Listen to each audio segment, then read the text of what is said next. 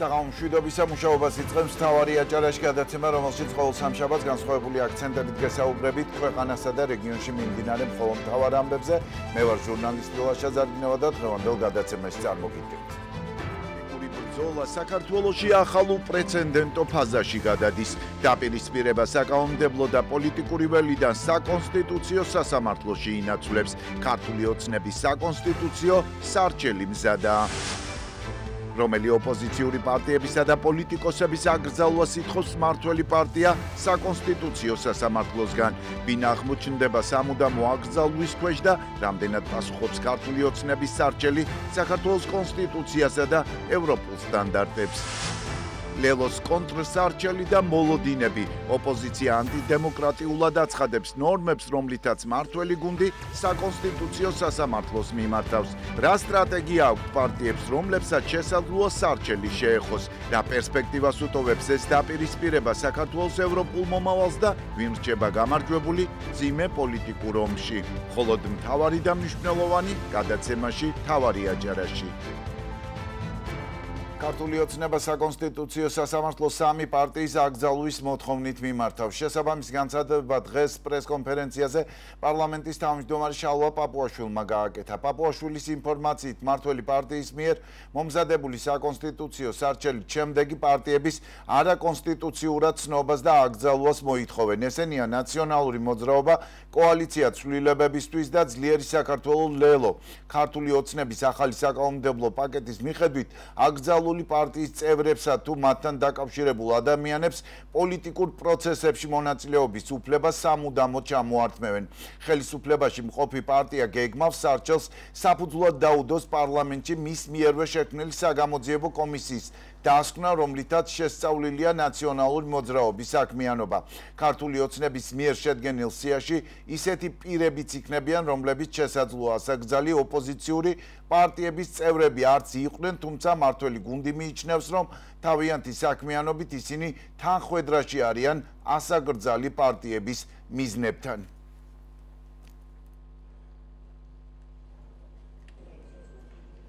ჩვენი ერთობლივი კონსტიტუციის სარჩელის მოთხოვნილია შემდეგი სამი პოლიტიკური პარტიის არაკონსტიტუციურად ცნობა და აკრძალვა, რომლებმაც საერთო მისწრაფებით მოქმედი კოალიციური ერთობა და ერთიანი ორგანიზმი შექმნეს და დღესაც ასე მოქმედებენ.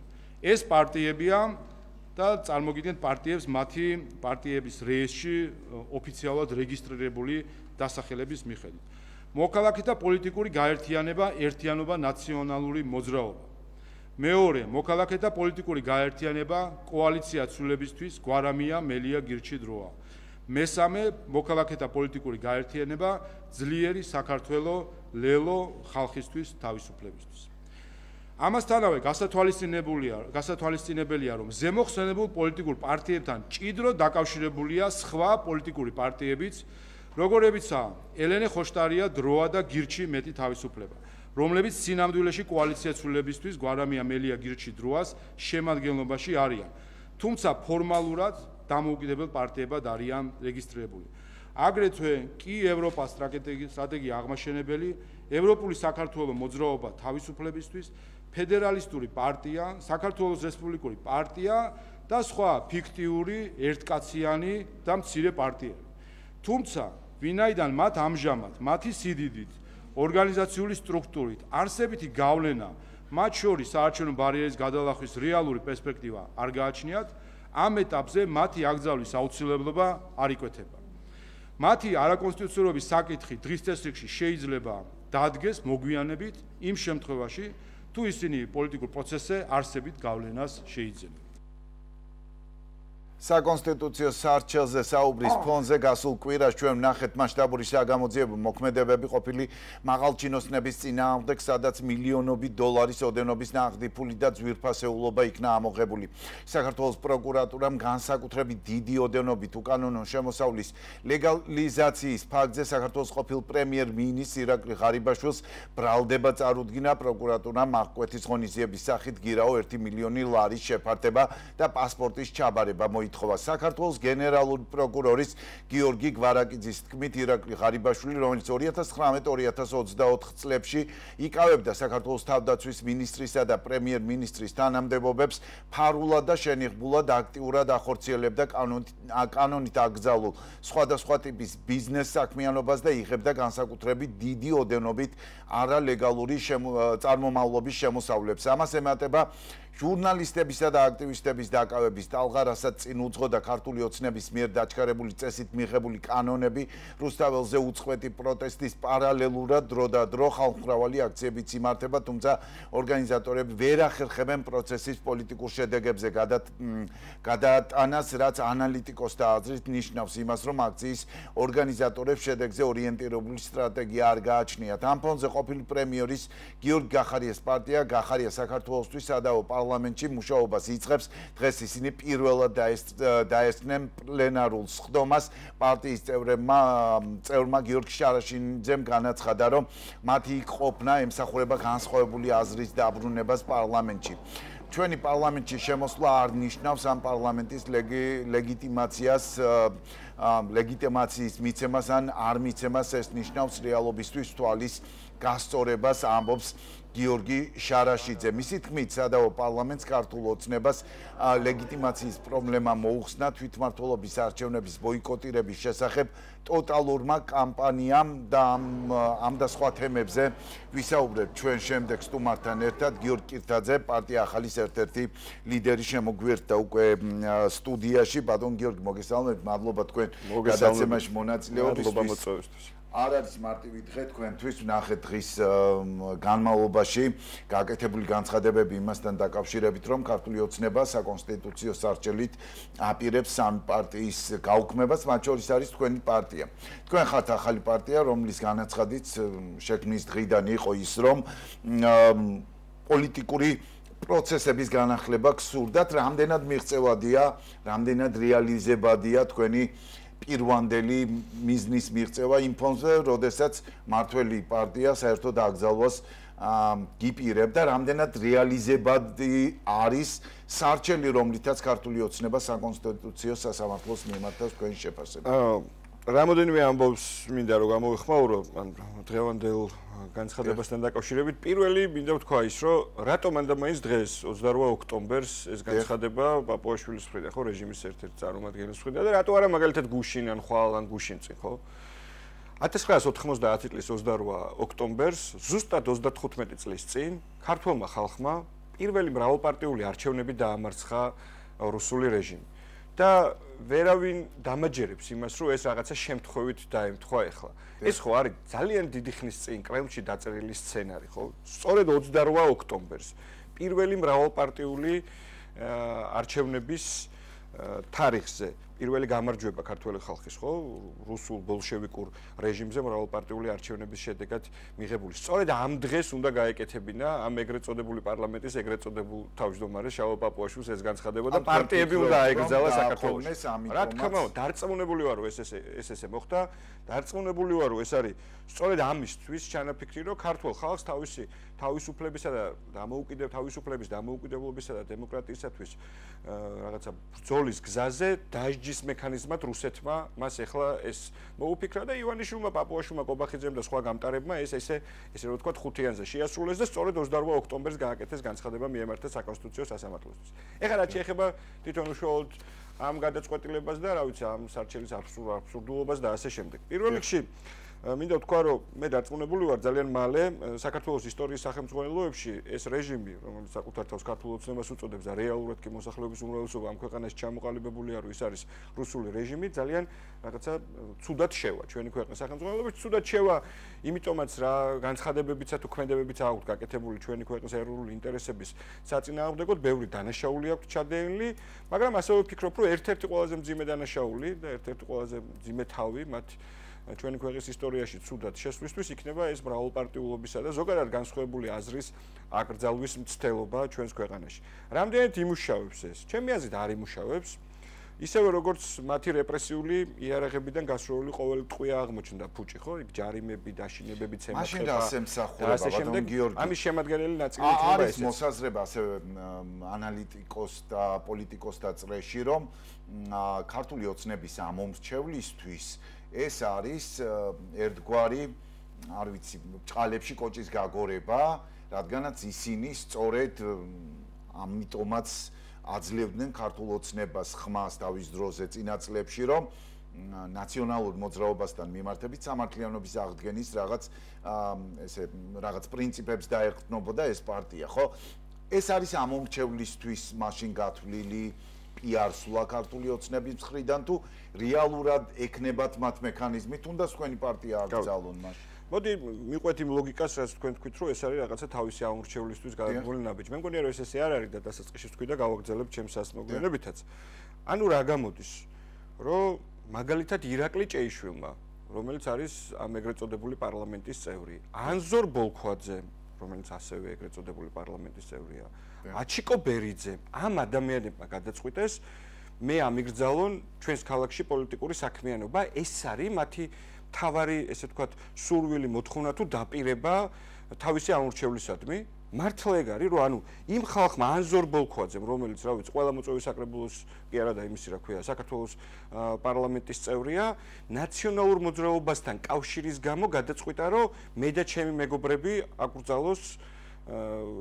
აგვიგზავნოს პოლიტიკური საქმიანობა. ეს არის სწორი, ასეთი რაღაცა სულელი გონია ქართველი ამორჩეველი, მათ შორის ის ხალხი, ვინც ქართულ ოცნებას აძლევს ხმას, ბიძინა ივანიშვილს და ანზორ ბოლქვაძეს და ირაკლი ჭეიშვილს. მე ამისი არ მჯერა.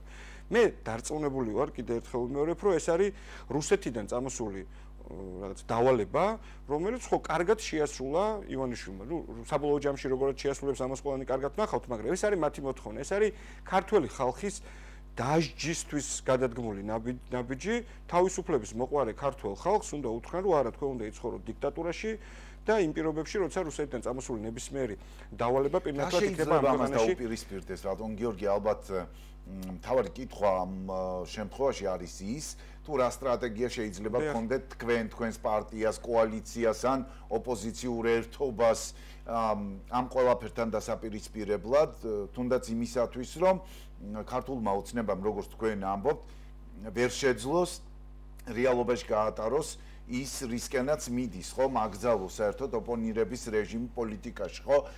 რამდენად ხედავთ, რა სტრატეგიას ხედავთ, ან რას ხედავთ სამომავლოდ ამ მიმართულებით? ჩვენი ბრძოლის გზაზე არაფერი იცვლება, პოლიტიკური პროცესი პრაქტიკულად დიდი ხანია მოკლა ამ რეჟიმმა ჩვენს ქვეყანაში. ჩვენ მიგვაჩნია, რომ რეჟიმის დასუსტება და ჩამოშლა არის ერთადერთი გამოსავალი იმისი, რომ ამ ქვეყანაში მრავალპარტიული სამართლიანი არჩევნები ჩატარდეს და ამ გზაზე უმნიშვნელოვანესი არის მათ შორის ქუჩის საპროტესტო აქციები, კოორდინირებული, მრავალფეროვანი აქციები და ასევე ძალიან კოორდინირებული მუშაობა ცივილიზებულ სამყაროსთან იმ ხალხთან, რომელიც მთელი საუკუნეებისა თუ ბოლო ათწლეულების განმავლობაში განსაკუთრებით ეხმარებოდა ქართულ ხალხს და რომელიც დღეს მტრად გამოგვიცხადა ივანიშვილმა, ხოლო მართლა მტერი რუსეთი თავის იმპერიალისტურ ზრახვებით ქართულ ოცნებას ეს განცხადებები. ვერ დაგეთანხმებით, მე არ მგონია რომ არ მოქმედებს. ის რომ ყოველ შემთხვევაში მესმის არასდროს ასეთ მყარი სახელმწიფოებრიობა ჩვენი ჩვენ ხო ვიცით რომ ეს არ არის მყარი. მყარი რო ქონდეთ მათ რაღაცა ხელისუფლება რომ მყარად ქონდეთ შემომტკიცებული, ამ ტიპის გადაწყვეტილებებს მიიღებენ, როცა პოლიტიკურ პარტიებს აკრძალავენ, მასმედიასთან მიმართებაში იმ ტიპის რეპრესიულ გადაწყვეტილებებს მიიღებენ, სამოქალაქო სექტორს აკრძალავენ, ხალხს სახლებში დახვდებიან და სცემენ, ციხეში ჩაყრიან ახალგაზრდა გოგობიჭებს. თქვენს კოლეგა მზია ამაღლობელს ისე მოექცეოდნენ, როგორც მოექცნენ, რომლის გმირობას, თავდადებას და სწრაფვას თავისუფლებისა და დემოკრატიის გზაზე უკვე მთელმა მსოფლიომ აღიარა და კიდევ ერთხელ მზია ამაღლობელს თქვენს და ყველა კარგ ადამიანს, ვინც ამ ქვეყანაში დემოკრატიისა და თავისუფლებისთვის იბრძვის, ულოცავ. მე იმ ჯილდოს, რომელიც მზიას გადასცა ძალიან ბევრმა ავტორიტეტულმა ორგანიზაციამ ბოლო ამ პერიოდის განმავლობაში. ყველა ეს ნაბიჯი, რასაც დგამს რეჟიმი, მიუთითებს იმაზე, რომ რეჟიმი არის უსუსტესად და ცდილობს მაქსიმალური რეპრესიები განახორციელოს. აბა ნორმალურ პირობებში, ლაშა, არ ვიცი, ნებისმიერი ადამიანის სურვილი არის, რომ ხალხი ბედნიერი ყავდეს ქვეყანაში, დასაქმებული და რაღაცა დაძაბულობა არ ქონდეს, მაგრამ ეხლა როგორც იქცევა რეჟიმი, როგორ შეიძლება თქვა, რომ კარგად არის. ის აუცილებლობას ამ ვითარებაში ამდენად ხედავ და რამდენად მოხერხებადია. გიორგი, ჩვენ ნახეთ, რომ იგივე წინა საარჩევნო პერიოდში ეს ვერ მოახერხა, რაღაც ერთიან სტრატეგიაში ჩამოყალიბება ოპოზიციამ და ალბათ არის ამის ერთ-ერთი მიზეზი ის შედეგიც, რომელიც მივიღეთ ჩვენ გამკაცრებული კანონმდებლობის სახით, არა მარტო ამ შემთხვევაში, არამედ ბევრი მიმართულებით ამ ბოლო პერიოდში, ხო? აი, რამდენად ხედავთ ამ რესურს ოპოზიციაში, რომ ახლა მაინც რაღაც კოორდინაცია მოხდეს ამ მიმართულებით? დღესაც გუშინაც და გუშინწინაც ძალიან მნიშვნელოვანი იყო და არის არა მხოლოდ ოპოზიციური პარტიების, არამედ ზოგადად იმ ჯგუფების და პერსონალური ადამიანების ზოგადად გაერთიანება, ვინც საღად უყურებს ჩვენი ქვეყნის მომავალს. რეჟიმის დამარცხება კოორდინაციის, სწორი ერთობისა და ორგანიზებულობის გარეშე არის წარმოუდგენელი და ხო რა შეიძლება უსწავლად მოგეჩვენოთ, მაგრამ ამ გადაწყვეტილებას, რომელიც მიიღო დღეს რეჟიმმა, მიმაჩნია, რომ დადებითი ეფექტიც კი შეიძლება მოხდეს და ეს სწორედ ამ ნაწილში გულისხმობს დადებითი ეფექტს, როცა კიდევ უფრო დააჩქარებს უფრო მეტ კოორდინაციასა და ორგანიზებულობას პროდასალურ ფლანგზე. გულისხმობ პოლიტიკურ ჯგუფებს, სამოქალაქო ჯგუფებს, სამოქალაქო აქტივისტებს და ასე შემდეგ. ვერ ვიტყვით, რომ ეს თანამშრომლობა არ არსებობს კარგი თანამშრომლობის მაგალითებიც, ესეთი იყო პარლამენტის ერთპარტიულად დატოვება და დღეს გახარეს განცხადებასაც მინდა გამოვიხმაურო და მოგვიანებით შევაფასებ. სწორი იყო არაღიარების პოლიტიკა, რომელიც ქვეყნის შიგნით და ქვეყნის გარეთ იყო ნაწარმოები. სწორი იყო საპროტესტო აქციებზე, სწორი კოორდინაცია და ამის მაგალითი ჩვენ ერთ-ერთი გუშინ წინაც ვნახეთ, ხო, როცა 26-ის საკმაოდ ხალხმრავალი აქცია გაიმართა და ესეც უნდა გაგრძელდეს. ყოველდღიურ რეჟიმში პრაქტიკულად, რა ვიცი, კოლეგა ოპოზიციურ პარტიებთან, პროდასალურ პარტიებთან, სამოქალაქო აქტივისტებთან და ჯგუფებთან, რა თქმა უნდა, გვაქვს კავშირი, ოღონდ ასევე ობიექტურად უნდა ვთქვა, რომ ვისურვებთ, რომ ეს იყოს კიდევ უფრო უკეთესი კოორდინაცია და მე დარწმუნებული ვარ, რომ ესეც იქნება. მათ შორის ისევ გავიმეორებ, ეს გადაწყვეტილება რეჟიმის, რომ რა ვიცი, გააუქმოს არა მხოლოდ პარტიები, არამედ ამ პარტიებთან დაკავშირებული ადამიანები და მათ აუგზავნოს პოლიტიკური საქმიანობა.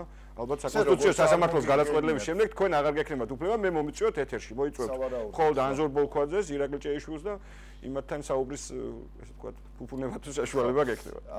როგორ წარმოგიდგენიათ ზოგადად აი მოდით და აღსრულებაში მოვიდა მათ მიერ გამზადებული სარჩელი საკონსტიტუციო სასამართლოში, აი როგორ წარმოგიდგენიათ მთელი ეს პროცესი აკრძალვა ერთი მხრივ პარტიის და მეორე მხრივ პოლიტიკური აქტორების, ანუ შეიძლება არ იყოს პარტიულიო ადამიანი, მაგრამ ჩვენ მათთან ამ პარტიებთან დაკავშირებულ ადამიანების რაღაც საქმიანობასაც აუგზავნავთ. აი როგორ წარმოგიდგენიათ პრაქტიკაში ეს? ნუ როგორ პრეცედენტი თუ გახსენდებათ იგივე მოდი ესე გავყვეთ რა წარმოუდგენია ივანიშვილს და როგორ წარმოუდგენია მას მოვლენების განვითარება და მე გეტყვით ჩემი აზრით რაც მოხდება და რატო არ მოხდება ესაც ივანიშვილს უნდა. ივანიშვილს უნდა რომ გააუქმოს ყველა ის პოლიტიკური პარტია, ვინც რადიკალურად განსხვავებულ პოზიციაზეა ამ ქვეყნის მომავალს სხვაგვარად უყურებს, რუსულ ჭაობში კი არ უყურებს, ცივილიზებულ სამყაროსთან უყურებს, მტერს არქმევს და მოყვარეს, მას უნდა რომ ესენი გააუქმოს. დიდი ალბათობით ასევე აქვს სურვილი რომ დანიშნოს რაღაცა მორიგი საპარლამენტო არჩევნები, ალბათ რიგარის საპარლამენტო არჩევნები, სადაც შეკრავს 150 კაციან პარლამენტს, სადაც განსხვავებულად მოაზროვნე ადამიანი უბრალოდ არ იქნება და მხოლოდ სატელიტ. ნუ დიდი შანსია რომ ამას წავიდეს, თუმცა ამას არ აქვს მნიშვნელობა. თქვა, როდესაც დღევანდელ ბრიფინგზე იდგა, რომ ისინი ხელმძღვანელობენ ადამიანის უფლებათა ევროპული კონვენციით მათ შორის ამ სარჩელთან მიმართებაში. კი, ადამიანის უფლებათა ეროვნული კონვენცია ეუბნება როგორც ჩანს შალვა პაპუაშვილს და ანზორ ბოლქვაძეს, რომ მე თქვენთან სტუმრობის საშუალება აღარ უნდა მქონდეს და ბათუმის ეზოებსა თუ ქუჩებში მოქალაქეებთან პოლიტიკური რაღაცა შეხვედრების შეძლებობა არ უნდა მქონდეს. ეგრე ყიდიან, ხო?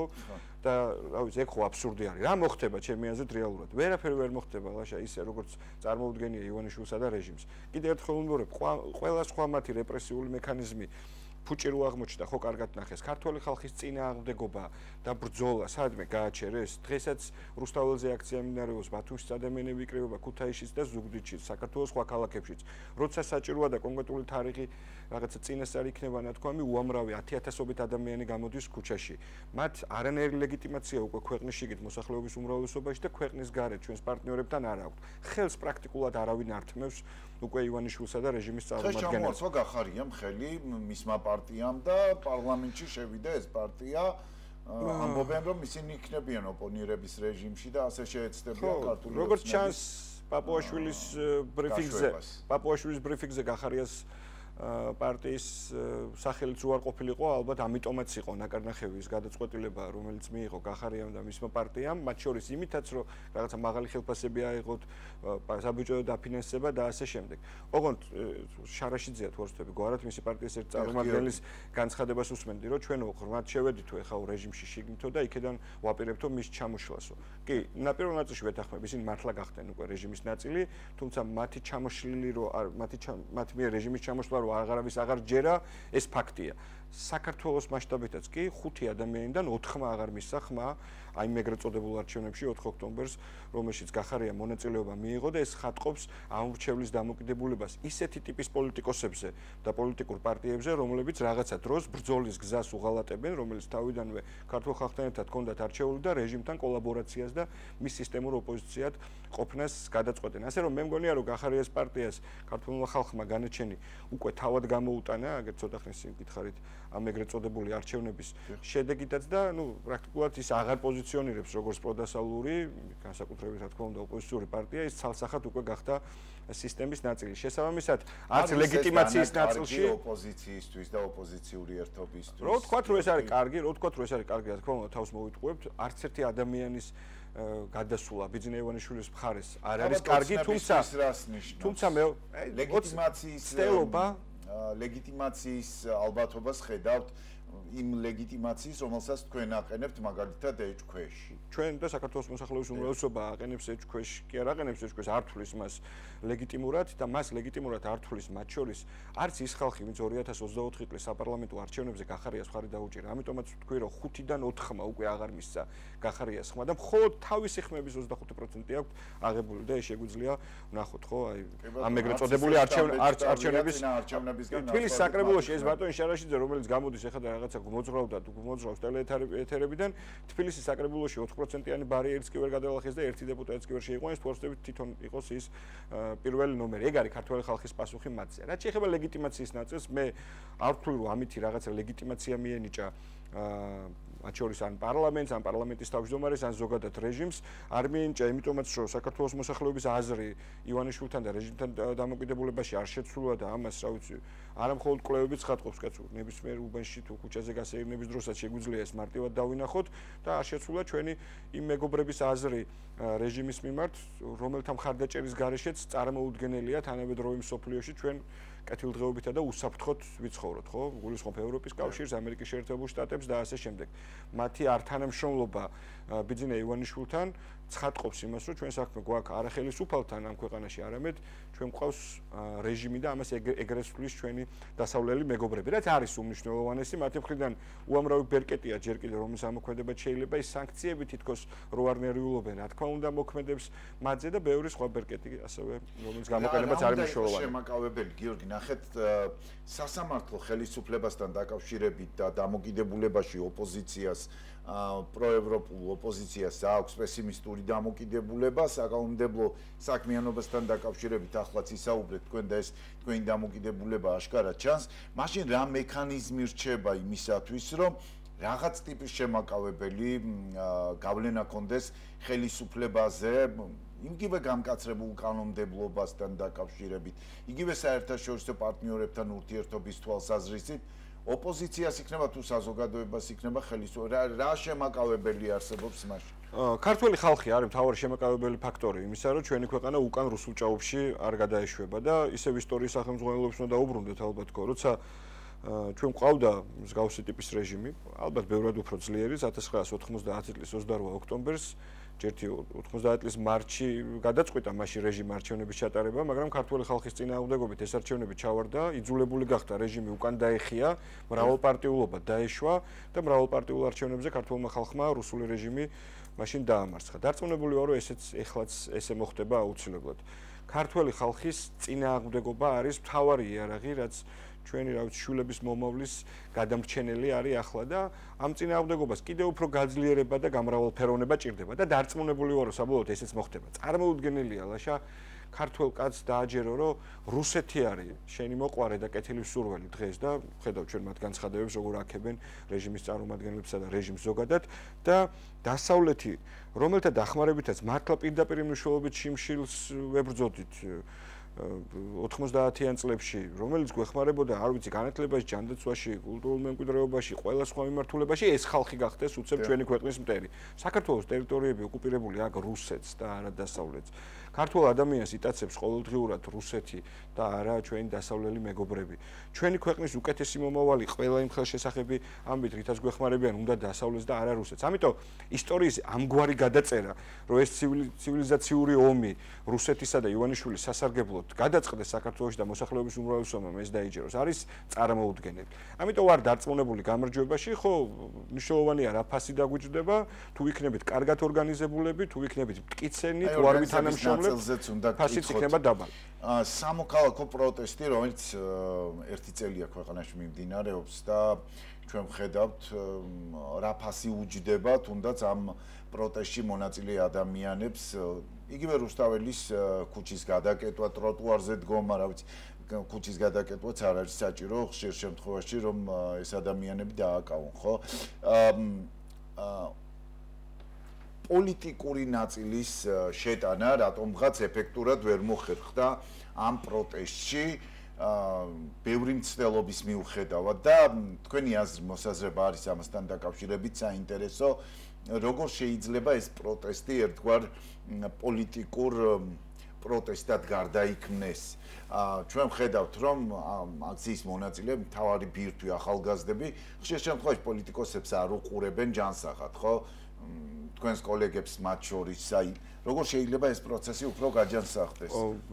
ვერ დაგეთანხმებით ძირითად ნაწილში ის რომ პოლიტიკური პარტიების პროდასოლური პოლიტიკური პარტიების ნაკლებობა ეხა არ ვიცი თბილისში იქნება რუსთაველზე თუ ნებისმიერ სხვა პროტესტში მე მგონია რომ პირიქით ყოველდღიურად მათი როლი იზრდება ამ ნაწილში ყველა ეს ხალხმრავალი 10,000-ობით ადამიანის გამოსვლა ჩატარებული აქციები, მათ შორის იყო პოლიტიკური პარტიების მიერ დაორგანიზებულ აქციებზე, ოღონდ უნდა გვესმოდეს, რომ ეს არ არის მხოლოდ პოლიტიკური პარტიების ბრძოლა რეჟიმის წინააღმდეგ, ეს არის იმ მასშტაბის ბრძოლა, სადაც პოლიტიკური პარტიები, სამოქალაქო აქტივისტების და ზოგადად ყველა გულანთებული პატრიოტი ადამიანის ერთად ყოფნა არის მნიშვნელოვანი.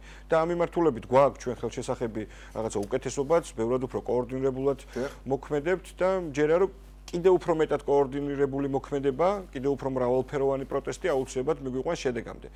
ის დამოკიდებულება, რომ პოლიტიკური პარტიები არ არიან აქციებზე, რა თქმა უნდა, არ არის სწორი, პირიქით, კიდევ ერთხელ მეორე, მათ შორის ორგანიზების ნაწილშიც, მაგალითად, გულწრფელად ვამბობ, ეხლა ჩვენ ძალიან აქტიურად მუშაობთ იმაზე, რომ შევძლოთ იმგვარი პროტესტის ორგანიზება თბილისში რუსთაველის ქუჩაზე, სადაც რეჟიმი ვეღარ შეძლებს ვერავის დაკავებას. ამას სჭირდება უბრალოდ ყოველდღიურად ბევრი ადამიანი თბილისში რუსთაველზე და დარწმუნებული ვარ, რომ ამასაც მივაღწევ. მადლობა თქვენ. გიორგი კირთაძე, პარტია ახალის ერთ-ერთი ლიდერი საუბრობდა ჩვენს ეთერში. პოლიტიკური ბრძოლა საქართველოში ახალ უპრეცედენტო ფაზაში გადადის, სადაც ძირითად დაპირისპირების ველი საკანონმდებლო და პოლიტიკური სფეროდან საკონსტიტუციო სასამართლოში ინაცვლებს ამ კვირას ჩვენ ორი ფუნდამენტურად განსხვავებული სარჩელის შესახებ გვიწევს საუბარი, ამას შეიძლება ქვეყნის პოლიტიკური დემოკრატია კითხვის ნიშნის ქვეშ დააყენოს. პარტია ლელო ძლიერმა საქართველომ უკვე შეიტანა სარჩელი საკონსტიტუციო სასამართლოში, რომლითაც ქართული ოცნების მიერ პარტიებისა და კონკრეტული პირებისთვის პოლიტიკური საქმიანობის ამგზავრალ კანონთან დაკავშირებით. ისინი კანონის არაკონსტიტუციურად ცნობას მოითხოვენ, ლელოში აცხადებენ, რომ ეს ანტიდემოკრატიული ნორმები ეწინააღმდეგება არა მხოლოდ საქართველოს კონსტიტუციას, არამედ საერთაშორისო ნორმებს, მათ შორის ადამიანის უფლებათა ევროპულ კონვენციას. უფრო მეც გავიგებ ჩვენი სტუმრისგან თორნიკე ართმელაძე, ლელოს პოლიტსაბჭოს წევრი და საკონსტიტუციო სარჩელის თანაავტორი უპასუხებს ჩვენს კითხვებს პირდაპირ ჩართვის რეჟიმში. მოგესალმებით, მადლობა თქვენ გადაცემაში მონაწილეობისთვის. მოგესალმებით, მადლობა მოწვევისათვის. ლელო, თქვენ სარჩელში აცხადებთ, რომ ქართული ოცნების მიერ მიღებული ეს ნორმები ეწინააღმდეგება არა მხოლოდ საქართველოს კონსტიტუციას, არამედ ადამიანის უფლებათა ევროპულ კონვენციასაც. კონკრეტულად რა არის ის ყველაზე ძიმე იურიდიული არგუმენტი, რომელიც თქვენი აზრით საკონსტიტუციო სასამართლოს აიძულებს კანონი არაკონსტიტუციურად ცნოს? ჩვენ მოვისმინეთ დღის განმავლობაში შალვა პაპუაშვილის ბრიფინგი, რომლის ასაგზალ პარტიათა სიაში მოხვდა ლელოც, ხო? როგორ ხედავთ ამ პროცესს და თქვენი საკონსტიტუციო სარჩელის პერსპექტივას ცოტა წინ თუ გავიხედავთ? ჩვენი სარჩელი ეფუძნება რამდენიმე მოთხოვნას. პირველი და მთავარი აქ არის თქვენ იცით რომ რამდენიმე ცვლილება შეიტანა ქართულმა ოცნებამ წლის განმავლობაში კანონში. ერთი იყო, როდესაც არსებითად იდენტური პარტიის ცნება გააჩინა ამ ასაკრძალ პარტიებთან შორის და მეორე უკვე კონკრეტულ პირებს, როდესაც შეახეს მათ კანონი და თქვენს რომ შესაძლოა კონკრეტულ პირებს უვადოთ აეკრძალოთ პოლიტიკური საქმიანობა. ეს ნაწილები ორივე მათგანი არის ცალსახად არაკონსტიტუციური და მოგახსენებთ რატომ. პირველი თქვენ ახსენეთ საკონსტიტუციო სასამართლო და იქ გადაინაცვლებს ახლა პროცესები. ნამდვილად ასეა და საკონსტიტუციო სასამართლოს გააჩნია კონკრეტული უფლებამოსილებები, რომელიც განსაზღვრულია საქართველოს კონსტიტუციაში. ამ უფლებამოსილებათა შორის არ წერია, რომ მას შეუძლია კონკრეტულ პირებს აუკრძალოს პოლიტიკური საქმიანობა. შესაბამისად, მას არ აქვს უფლება, რომ ასეთი საქმე განიხილოს.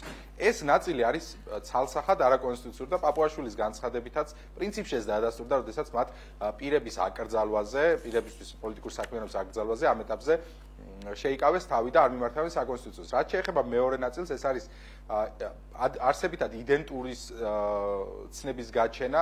საქართველოს კონსტიტუცია პირდაპირ ამბობს, თუ როგორი პარტიის არსებობა არის დაუშვებელი და იქ რაიმე იდენტური მსგავსი ან ახლოს გაიარა და ესეთი ტერმინები არ არის გამოყენებული. შესაბამისად, ესეთი ჩანაწერიც არის ანტიკონსტიტუციური. საბოლოო ჯამში უნდა გვესმოდეს თუ რისთვის კეთდება ეს, კეთდება იმისთვის, რომ მოკლან დემოკრატია და ის ნაწილები, რაც დარჩა ჯერ კიდევ დემოკრატიის ამ ქვეყანაში, ეს არის პოლიტიკური პარტიები, ეს არის არასამთავრობო ორგანიზაციები და ეს არის მედია მათ შორის და ამ წლების განმავლობაში ხედავთ, რომ სამივე ამ მიმართულებით ისინი აძლიერებენ დარტყმებს. ესეც არის გაგრძელება ამ პროცესის. დღეს მოვისმინეთ სრულიად აბსურდული განცხადება შალვა პაპუაშვილის, როდესაც ასახელებდა წინა ხელისუფლების დროს ჩადენილ ქმედებებს და ხშირ შემთხვევაში სწორადაც ასახელებდა, თუმცა ავიწყდებოდა ის ადამიანები, რომლებიც დღეს არიან ამავე ხელისუფლების პირობებში გადმოიბარეს მათ. აი მაგალითად ამბობდა ციხესთან დაკავშირებით და ციხეებში მიმდინარე უფლებების მასობრივ დარღვევაზე და ავიწყდება, რომ 2005-8 წლებში იუსტიციის მინისტრი ვინც იყო, დღეს ის განათლების მინისტრად ყავს ქართულ ოცნებას გამწესებული. ავიწყდება ის დეპუტატები, მათ შორის აჭარიდან, რომელიც 2008-12 წლებში ჯერ კიდევ იყო ნაცმოძრაობის სიით გასული, ნაცმოძრაობის წევრი იყო და ესე გახდა საქართველოს პარლამენტის წევრი და დღეს უკვე ქართულ ოცნებაშია გადაბარგებული. ავიწყდება ის მინისტრები, მათ შორის ვინც მაშინ იყვნენ თანამდებობებზე და დღესაც არიან მათთან. აი მაგალითისთვის მინდა გითხრათ, აი კლასიკური მაგალითი, რაც მე მომყავს ხშირად, არის ის, რომ საკონსტიტუციო სასამართლოს ერთ-ერთი მოსამართლე გახლავთ ვასილ როინიშვილი, რომელიც იყო პროკურატურის მაღალი თანამდებობის პირი წინა ხელისუფლების დროს. და ახლა ამ ადამიანმა უნდა აკრძალოს პოლიტიკური პარტიები, მათ შორის იმის გამო, რომ თურმე წინა ხელისუფლებასთან ჰქონდათ რაღაც მები და მოლოდინებზეც რომ ვისაუბროთ, აბსურდი რაც დაატრიალეს. მოლოდინებზეც რომ ვისაუბროთ, ბატონ თორნიკე, ის რომ თქვენი სარჩელი დაკმაყოფილდება წინა დღეებშიც ჰქონდათ გაცხადებული პარტიას, არ გაქვთ ამასთან დაკავშირებით მოკლედ პოზიტიური მოლოდინი და ზოგადად ძალიან რთულია რაიმეს პროგნოზირება დღევანდელ პოლიტიკურ ვითარებაში, ხო? ვიცით რომ ეს პროცესი ყველა ინსტიტუციურ ბრძოლის მეთოდის გამოყენებას უკავშირდება და გულისხმობს, რაც თქვენ წამოიწყეთ. რა იქნება თქვენი შემდეგი ნაბიჯი იმ შემთხვევაში თუ საკონსტიტუციო სასამართლო თქვენს არჩევლთან დაკავშირებით არ იქნება საკონსტიტუციო სასამართლოს არ იქნება თქვენს არჩევლთან დაკავშირებით შესაბამისი რეაგირება, რომელსაც თქვენ ითხოვთ ამ სარჩელით? რა თქმა უნდა, ჩვენ ამ საკონსტიტუციო სასამართლოს იმედი არ აგვაქვს და მისი შემადგენლობის უმრავლესობის იმედი ნამდვილად არ აგვაქვს. ეს ტყუილად არ ვამბობთ ამაზე მეტყველებს ის წინა გადაწყვეტილებები, რომელიც მათ მიიღეს და უმრავლესობამ სამწუხაროდ მიიღო. ხშირ შემთხვევაში რბილად რომ თქვა, თლად კანონიერი გადაწყვეტილებები არა, იმიტომ რომ იყო დაუსაბუთებელი მთელი რიგი ეს გადაწყვეტილებები და ეს საზოგადოება იცის. რაც შეეხება ჩვენს მოლოდინებს, რა თქმა უნდა, არ გვაქვს მოლოდინი, რომ ეს სასამართლო მიიღებს სამართლიან და სამართლებრივად სწორ გადაწყვეტილებას. ჩვენი მიზანი აქაც იყო ერთადერთი, რომ ამოვწუროთ ქვეყანაში არსებული ყველა შესაძლო მექანიზმი. ერთის მხრივ იმისთვის, რომ ქართულ საზოგადოებას მოსაზრებას ვაჩვენოთ თუ რა ძალასთან გვაქვს საქმე ანტიქართულ პრორუსულ ძალასთან, რომელიც ბოლომდე ანადგურებს ამ ქვეყანაში დემოკრატიას. მეორე მხრივ, საერთაშორისო საზოგადოებას ვაჩვენოთ თუ რას ჩადის ქართული ოცნება და როგორ ანადგურებს დემოკრატიის ბოლო ნაწილებსაც კი ამ ქვეყანაში და მთავარი რაც იყო ჩვენი მიზანი არის ის, რომ გქონდეს ფორმალურად გამართული შემდეგ საჩივარი, რასაც რითაც უკვე მიმართავთ ევროპულ სასამართლოებს. ამისათვის არის მთავარი ეს ჩვენი ნაბიჯი, რატომაც ეს გადავდგით, იყო აქეთკენ მიმართული. თუმცა პროცესის მიმართ ჩვენ გვაქვს მოლოდინი, რომ პროცესი წესით თუ არ შეცვალეს, აქაც ჩვენ ნახეთ, რომ დახურეს საერთო სასამართლოები, იმიტომ რომ შერცვა საბოლოოდ აი ქართულ ოცნებასაც კი შერცვა იმ აბსურდის, რასაც ისინი ატარებდნენ ქართულ საერთო სასამართლოებში და დახურეს რამდენიმე თვის წინ, შესაძლოა საკონსტიტუციო სასამართლოც დახურონ, თუმცა თუ ის იქნება ღია საზოგადოება დაინახავს თუ რა აბსურდი, რა უკანონობა დაატრიალა ქართულმა ოცნებამ და როგორ უთხრის მართლა ძირს ქართული ოცნება ამ ქვეყნის დემოკრატიას. აი ამის მოლოდინი ნამდვილად გვაქვს, რომ კიდევ ერთხელ საზოგადოების დიდი ნაწილი დაინახავს ამ ყველაფერს. მართველი გუნდი დღეს მოისმინეთ კიდევაც ალბათ ყველა მათგანმა, მათ შორის ჩვენმა მაყურებელმა მოისმინა. მართველი გუნდი ამტკიცებს, რომ მათი სარჩელის ლოგიკა ქვეყნის დაცვა დემოკრატიის მტრებისგან. თქვენი პარტია კი აცხადებს, რომ ეს იწვევს დემოკრატიის მნიშვნელოვან ხვევას, ხო? როგორ აფასებთ ამგვარი სარჩელის შეტანის ნამდვილ პოლიტიკურ მიზანს, ანუ ქართული ოცნების მიზანს? არის თუ არა ეს ცდელობა იმის, რომ ქართული ოცნება პოლიტიკურ ველს მთლიანად ასუფთავებს ყველა არასასურველი ოპონენტისგან, რათა თუნდაც დანიშნავს ბოლოს და ბოლოს ადამიანელ არჩევნებს მხოლოდ მართველი პოლიტიკური სპექტრი იქნება დარჩენილი ამ შემთხვევაში. თუ მაინც გონიათ, რომ ეს არის მათი მხრიდან მაინც საკუთარი ამომრჩევლის გულის მოსაგებად გადადგმული ნაბიჯი, ამაზე ვსაუბრობდით ჩვენს წინასტუმართანაც. აი თქვენი მოსაზრება როგორია ამასთან დაკავშირებით? ქართულ დემოკრატიას ნამდვილად ყავს მტრები და ეს მტრები ამ წუთას არიან საქართველოს ხელისუფლებაში.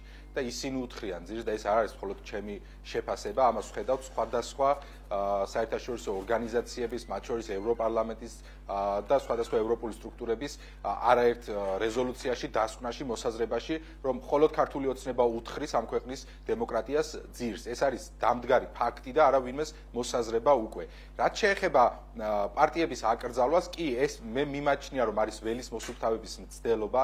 ისინი ცდილობენ, რომ საბოლოო ჯამში ყველა ძლიერი პოლიტიკური პარტია გაიყვანონ თამაშიდან, ასე ვთქვათ, დარჩნენ მარტონი და შემდეგ ჩაატარონ არჩევნები. არის ალბათ ეს მოსაზრება, თუმცა რა თქმა უნდა, როდესაც ოპოზიციური პარტია არის აკრძალული და ესეთ პირობებში ატარებ არჩევნებს, ესეთ არჩევნებს იმთავითვე ვერ ექნება ლეგიტიმაცია, როგორი კარგიც არ უნდა ჩატარდეს, ანუ გულისხმობ უკვე არჩევნების დღეს, ხო? თუ პარტიებს არ მიეცემათ შესაძლებლობა რომ არჩევნებში მიიღონ მონაწილეობა, რა თქმა უნდა, ასეთი არჩევნები იმთავითვე არის არალეგიტიმური, ასეთი არჩევნების შედეგად შექმნილი ნებისმიერი სტრუქტურა. ამ ნაწილშიც ჩვენ მოვისმინეთ დღეს პაპუაშვილის განცხადება, ეს იყო სრული აბსურდი, სამართლებრივი და გულდასაწყვეტია, რომ ამ ადამიანს ქვია იურისტი, რომ ამბობდა, რომ პარტიები უნდა აიკრძალოს, მათ შორის იმის გამო, რომ ხელისუფლებას აცხადებენ არალეგიტიმურად, ხო?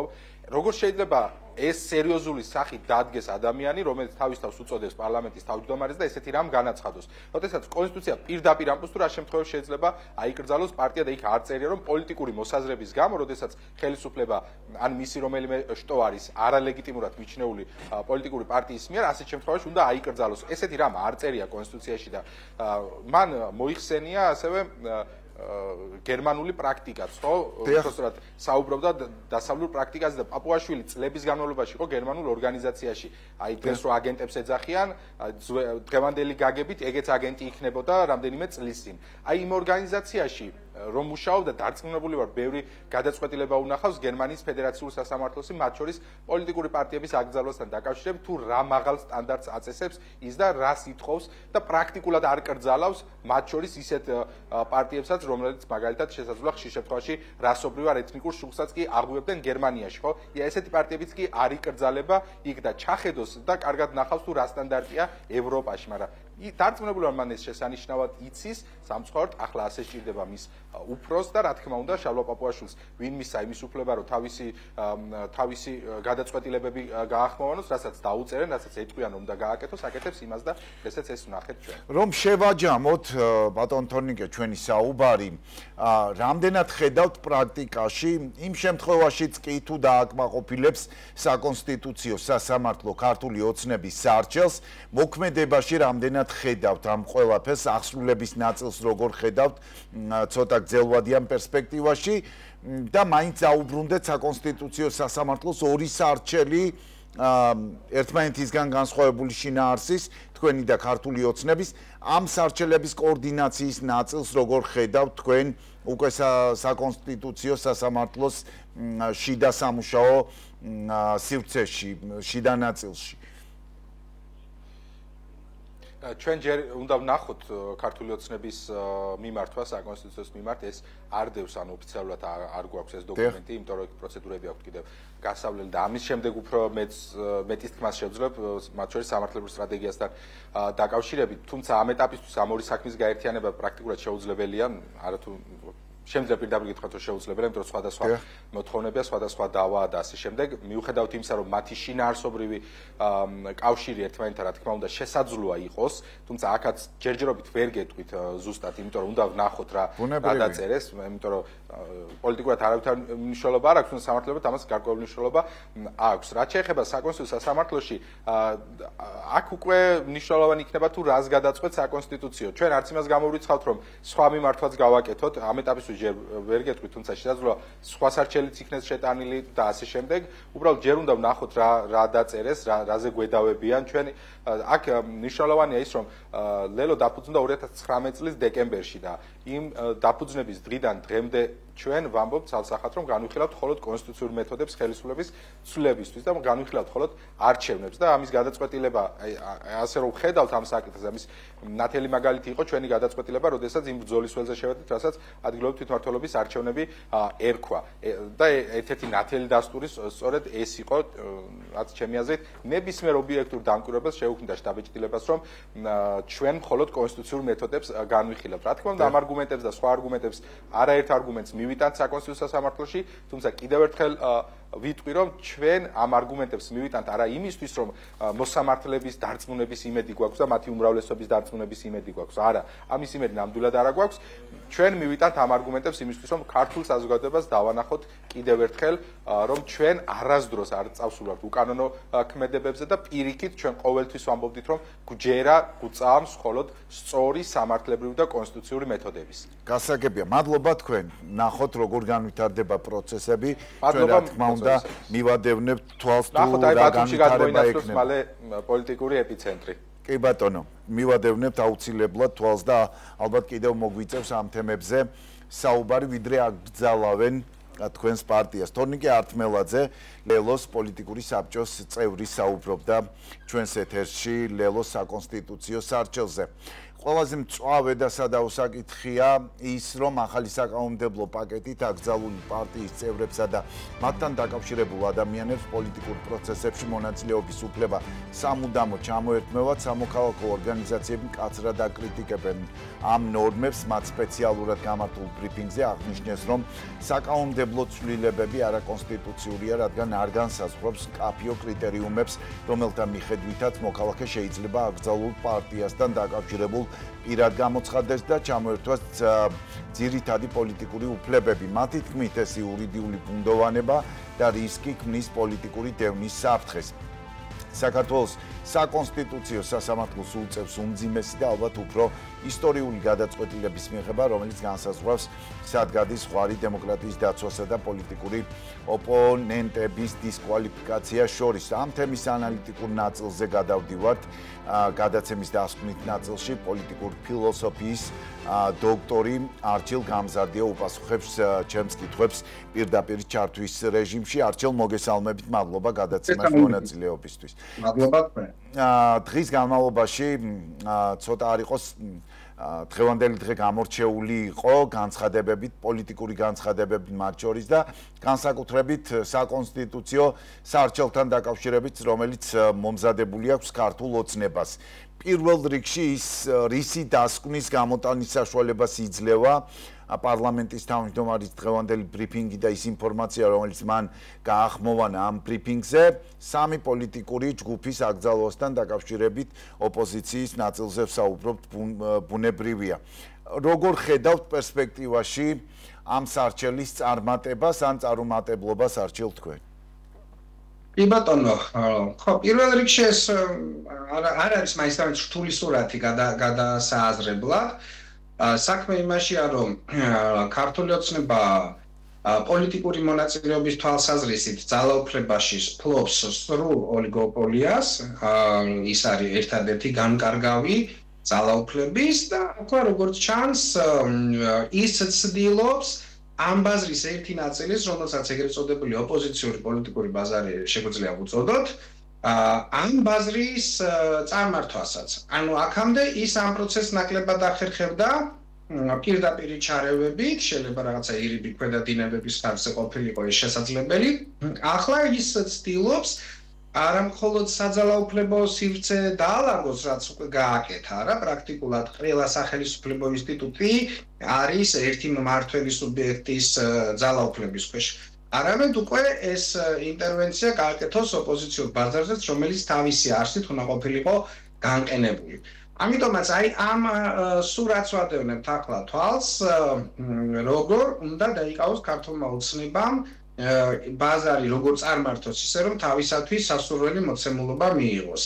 ახლა ერთია პოლიტიკური პირდაპირი მონაწილეობა, იმიტომ რომ პარტიული სტატუსი ადამიანებისთვის არის მნიშვნელოვანი, როგორც არჩევნებში მონაწილეობის შესაძლებლობა, ბრენდ-ნიშანით და კონკრეტული სუბიექტების თვალსაზრისით და ჩვენ ახლა ვნახეთ, რომ პრაქტიკულად ამ პირობებში ოპოზიციური პარტიების აი ის ნაწილი უმეტესობა როგორც თუ არ ჩავთვლით, ისედაც ბოიკოტირების რეჟიმში არის, გარდა იმ სტატუს-კვოს, რომელიც უნდათ რომ მიაღწიონ და მხოლოდ მაგ შემთხვევაში მიიღონ მონაწილეობა, ხოლო სხვა შემთხვევაში, ასე ვთქვათ, პერსონიფიცირებული, ასე ვთქვათ, საზოგადოებრივი აქტივიზმი აკრძალვას როგორ აპირებენ, აი ეს არის საინტერესო, ანუ პარტიული ნიშანი. ალბათ ეს არის ყველაზე საინტერესო ნაწილი კი და ალბათ ყველაზე დრამატული ნაწილიც, იმიტომ რომ გამოდის, რომ მათ შორის სამოქალაქო საზოგადოების წარმომადგენლებზეც გავრცელდება ეს აკრძალვა, იმიტომ რომ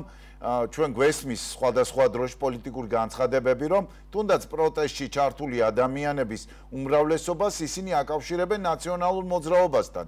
ხშირ შემთხვევაში სავარაუდოდ ამ ნაწილში განიხილავენ ამ სამოქალაქო მოძრაობის წარმომადგენლებსაც და მათი საქმიანობის აკრძალვა იქნება ალბათ ერთ-ერთი დრამატული ნაწილი ამ ყველაფრის.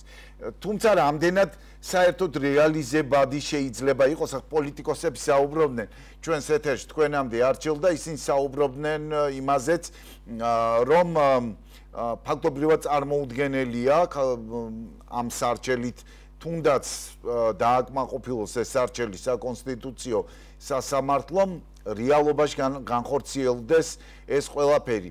ინსტიტუციურად კი ბატონო, მაგრამ აი პიროვნულად რამდენად პერსონალურად რამდენად შეიძლება ეს რაღაც ტაბუ დაედოს ადამიანებს, როგორ ხედავთ ამას? ხო, ანუ სავარაუდოდ აქტივიზმის საშუალება სიმარტივად ვერ წაერთმევათ პოლიტიკურ სუბიექტებს, მაგრამ არ დაგვაუწყდეს, რომ პოლიტიკური მონაწილეობის ერთ-ერთი მთავარი მიზანი სტანდარტულად ეს არის პოლიტიკური ბაზრის მეტი წილის მოპოვება, ანუ საძალაუფლებო სივრცეში შესვლა და საუკეთესო შემთხვევაში ხელისუფლების სახით მოსვლა. აი ამ მხრივ ბუნებრივია, ჩვეულებრივ ამ შესაძლებლობას ვეღარ გამოიყენებენ. მეორე მხრივ სხვათა შორის საინტერესოა, რომ მაინც რომ გავაკეთოთ დაშვება, სადღაც ხომ არ აპირებს ქართული ოცნება ვადამდელი არჩევნების ჩანიშვნასაც და წინაპირობების ფორმირებას ხომ არ ცდილობს. ანუ მე ეს აზრი გამიავალ, მაგრამ არ გამორიცხა პოლიტიკოსებმა ეს ალბათობა. ხო, ანუ მე აქ ერთი მხრივ ჩემ თავთან გარკვეულ წინააღმდეგობაში ვარ ჩემი შეხედულებებით, იმიტომ რომ ერთი მხრივ რაღაცნაირად ქართული ოცნებისთვის ეს მაინც უკან დახევა იქნება, იმიტომ რომ აი ამ მმართველობის და ამ ძალაუფლების პირობებში ეს უკან დახევა მისთვის სასურველ ნაბიჯად არ ითვლება, მაგრამ მეორე მხრივ ფაქტია, რომ საპარლამენტო მოცემულობის ამჟამინდელი ფორმა ქართული ოცნებისთვისვე არაა სასურველი. არათუ საკონსტიტუციო უმრავლესობა არ გააჩნიათ, 100 ხმაც კი არ გააჩნიათ, რომელიც მთელი რიგი კანონების მიღება სჭირდება. ამიტომ შეიძლება მაინც რაღაცა ეს დაშვება გავაკეთოთ და სავარაუდოდ ასე ვთქვათ, მათი ფიქრობენ, რომ თუნდაც გარკვეული პირობების შექმნა, ანუ ევროკავშირის ამ დასავლეთის მოთხოვნების რაღაც წილი განახორციელონ, ვთქვათ, CESCO-ს თვალსაზრისით და საარჩევნო კანონმდებლობის თვალსაზრისით, ფიზიკურად ისეთ დროს მოხერხდეს ეს ყველაფერი, რომ ადამიანებმა ვერ მისცენ ხმა ოპოზიციურ სუბიექტებს და პლუს აი ამ ტიპის ოპოზიციური სუბიექტები ქართული ოცნებისათვის არ აღმოჩნდნენ საპარლამენტო სივრცეში. რომ არ მოკატყოთ ეს ვერსია, რაც ახლა ვთქვი, მე შედარებით ნაკლებად დამაჯერებლად მიმაჩნია, მაგრამ გამოსარიცხი ნამდვილად არ არის, იმიტომ რომ ამ ყველაფრის პრინციპი ქართული ოცნების ინიციატივა ყველა ვარიანტში გულისხმობს საარჩევნო პროცესში ქართული ოცნებისთვის სასურველი სურათის მიღებას, იმიტომ რომ სხვა მხრივ ისედაც ახლა ლელო არა, მაგრამ NM და რა ქვია, ახლები ბოიკოტის რეჟიმში არიან, საპარლამენტო ცხოვრების თვალსაზრისით ლელოც ბოიკოტის რეჟიმში აღმოჩნდა.